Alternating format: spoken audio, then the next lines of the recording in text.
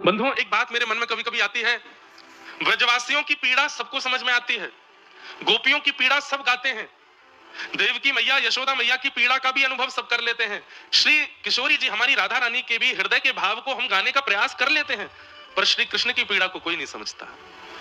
बंधुओं, एक बात याद रखिएगा, पीड़ा होने पर यदि आप रो लेते हैं तो आप बहुत भले हैं कि आप रो लेते हैं।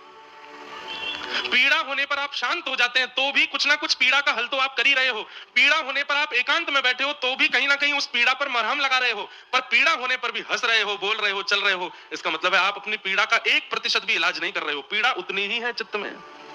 श्री कृष्ण उस अवस्था में, पीड़ा तो बहुत है, विरह तो बहुत है, संवेदना तो बहुत है, रोना तो बहुत है, पर रोने के लिए, संवेदना करने के लिए, पीड़ा व्यक्त करने के लिए ना तो स्थान है, ना समय है, ना परिस्थिति है। वृंदावन के श्री कृष्ण सदैव त्रिभंगी बनकर के खड़े होते हैं, त्रिभंग लली ऐसे खड़े होते हैं, दोनों भुजाएं टेढ़ी करके खड़े होते हैं। क्यों? क्योंकि पता है कि अगर लड़खड़ाया तो या तो श्री रामा आ जाएगा, या मधुमंगल आ जाएगा, या ललिता जी, विशाखा जी मुझे संभालने के लिए आ जाएंगी। वृंदावन से जाने के बाद ठाकुर जी सीधे ही खड़े होते हैं, क्योंकि पता है अब कोई नहीं आएगा। संभालने वाले, सहारा देने वाले तो सब रह गए वृंदावन में।